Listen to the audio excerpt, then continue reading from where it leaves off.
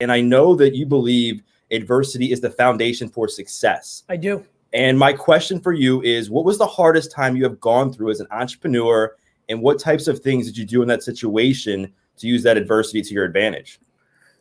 The truth is, Doug, probably the hardest point I've ever had as an entrepreneur was towards the tail at probably somewhere around probably around 2005, when, you know, I was on this mission as a kid to build this big business for my dad and my mom. And I owned none of the business. I was massively growing the business, but I was getting paid very little because it's a family business. I understood. But I basically had my 22 to 34, I had a job and I was grossly underpaid because I was running the business. And towards the end, I struggled with that. You know, like I started to, I think it's fair to say, resent. You know, like it's tough to build something from 3 to 60 million, make, 70, 60, 40, through the years, 40, 50, 60, 70, 80,000 instead of what somebody else would be doing. If I wasn't my dad's son, I'd be getting paid $1 million or $2 million a year. So I lost twice on paper. I didn't own the business. I knew I was a superstar. I looked like a loser because I was working for my dad. That's just how people looked at it. I was okay with most of that because I didn't give a fuck about the outside, but I was starting to resent because I'm like, I'm fucking building this. I don't own this. And then after all that, I go start zero and I start building something again. And then people are shitting on me of like, oh, you took daddy's money. They don't know my story. Right. I think so many people, you're right. It's hard. So many people will judge somebody based on the surface level stuff, and they don't see the back end. They don't see the climb. They just see you at the top, and they're like, that guy had it handed to him, but really they don't see the hard work you put in. I mean, bro, fuck hard work. I got the reverse of handing to me. I handed shit to people and then started over. Like, bro, I've got real fucking feelings about this. Because people try to use the fact that my dad had a business.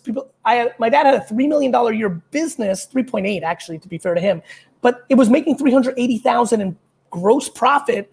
And then that was before expensive. It was a small business. Like I get paid more in 2 speeches than my dad was taking home, but my dad came here with nothing. Right. Like zero. It's insane what he accomplished. Man didn't speak English in 1978, owned his own store in 1983. Late 78.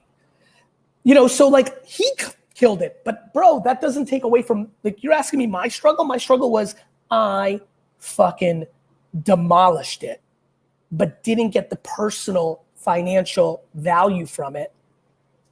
Then started a new business and gave 50% of that business to my brother on day one because we're partners, and struggled with that because I was driving more of the business. Like my biggest struggle has been my whole career. I've been in family businesses where I was the fucking number one, but my financial ramifications for being the number one was nowhere close to being justified for what I deserved.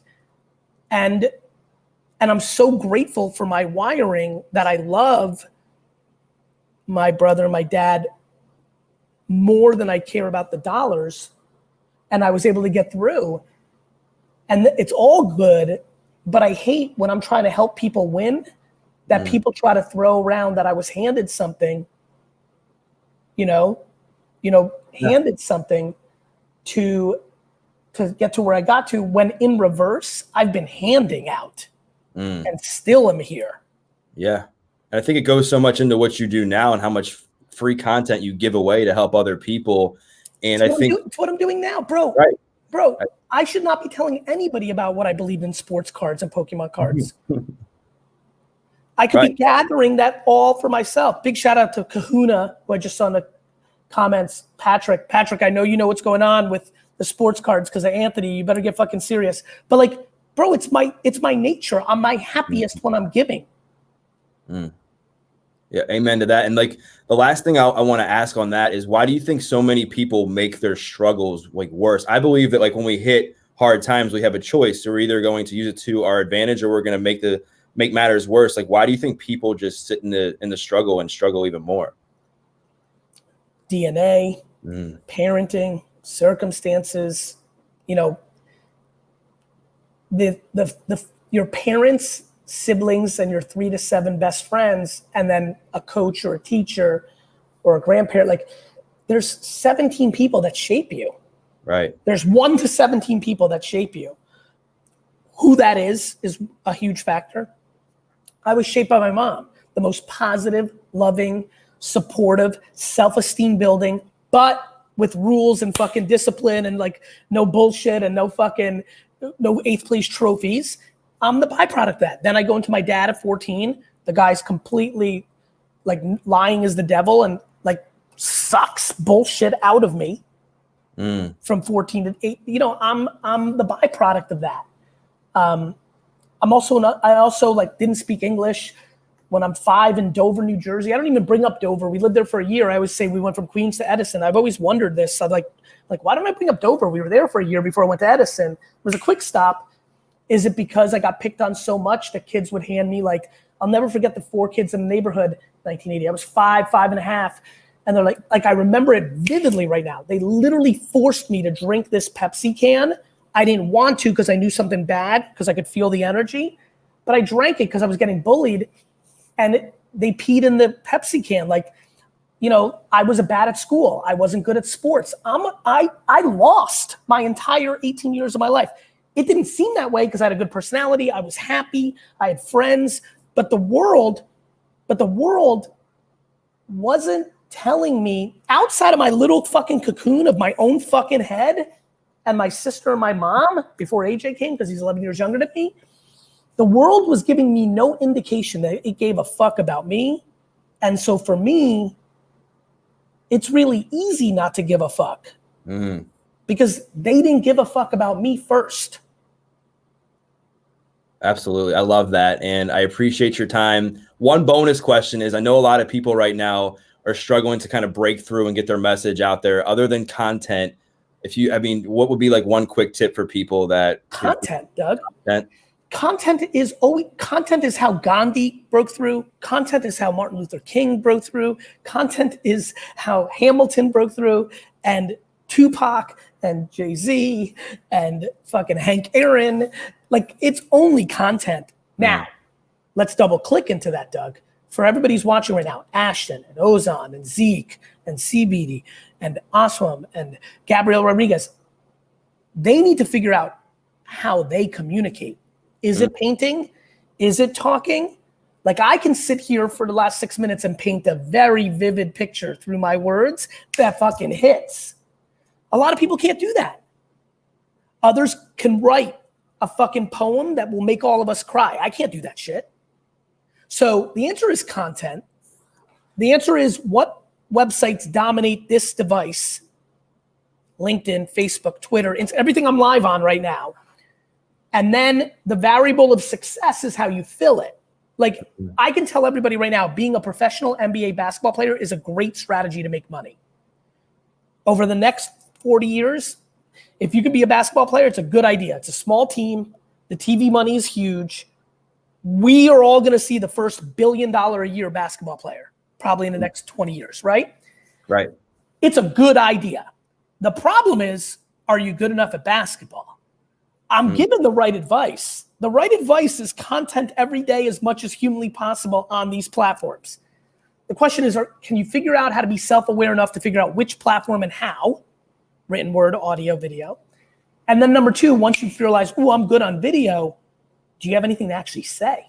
I love that. I love that, because you got to have a why behind everything, and you got to have the how, right? The why creates the how. And experience matters, whether it's your life experience, because your story was clearly based on what I'm hearing without knowing every detail. It was raw. It was real. Matters. You know, for me, I didn't start talking about business stuff until I was 34. And that meant, you know, realistically, I've been working and doing business for 28 years, conservatively for 16, if you want to talk about profession as a grown-up. But I still believe my baseball card and lemonade stand and shoveling snow. And, you know, my friend Robbie Turnick, big shout out, made me laugh the other day. He's like, you never talk about the story that you're a nice Jewish boy and you forced all of us to go around the neighborhood, ring the doorbell, and sing Christmas carols. I used to literally as an 8, 9-year-old would ring the doorbell and be like, ma'am, would you like to hear, I would bring my sister and Denise, big shout out Denise Laurie and Robbie Turnick and Michael Bronfman if you're out there, Andy Greco, Luann Greco, Eric Godfrey. I would gather my crew, ring the doorbell and be like, ma'am, would you like to hear a Christmas carol? And I was so gangster. I was like, hit it, boys, dashing through the snow. Like just fucking, it was in me, you know? That's awesome, man. So when I started talking about it, it came from experience, not thoughts, not guessing. Yeah, I agree. And the last thing I'll say on that is I believe that, at least for me, it was very healing for me to share my story and share my message and realize that there was purpose in my pain. And I think that you can look at pain in 2 ways. You can look at it in a victim mindset and say, woe is me. Or you can say, you know what, this happened for me. I'm going to take the lessons and wisdom that I, gained from this and then serve other people with my message. And Doug, listen, what you figured out, and kudos to you, is that the shadows are the prison. You can't imagine how much I hope everybody heard you loud and clear, because for a lot of people right now, making one video saying something they did that was bad or that they're ashamed of. That's why I talk about peeing my bed until I was 11.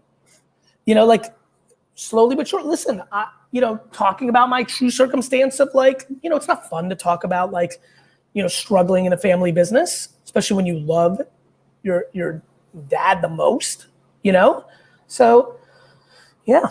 Yeah, I mean, I promised my cellmate when I left jail, I said, how can I repay you for helping to save my life? Because he was the guy who trained me in there. And he said, just pay it forward. And I've been on a mission for it's been almost 12 years to pay it forward. So I want to thank you for your time. This has been awesome. Thanks, Doug. Appreciate you. I wish you well. All right, you too.